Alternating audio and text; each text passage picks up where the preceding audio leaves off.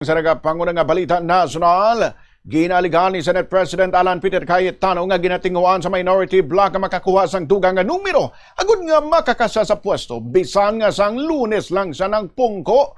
Ginpahayag ini ni Cayetano sang ginsugid sini nga gusto man sini istoryahon pati ang minority bloc kasunod sang gunfire incident sa Senado sang Miyerkules sang gabi nga gintawag sini nga pagpang-atake sa chamber. Apang pahayag sini posible nga sa Lunes pa sila makit-anay bangod masako subong ang minorya sa pagistorya sa iban nga miyembro sang majority bloc agud nga maislan si Cayetano. Pahayag pa niya wala na sa nakibot nga mayamo sini nga mga tikang ang minority.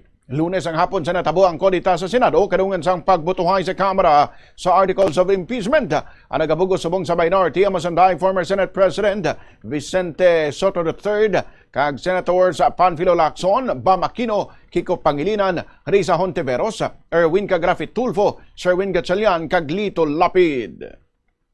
I'd like to consult them but I'll only see them on Monday. Medyo busy sila ngayon na tinatry ito sa ating mga membro namin na sumali ulit sa kanila. So may two attempts na naman, sir, against you naman ngayon, sir? Suggest, ano naman expected naman? Who's utong nila, sir? From the majority? Nakita-kausap nila, sir? May invitations to talk, may pananapot.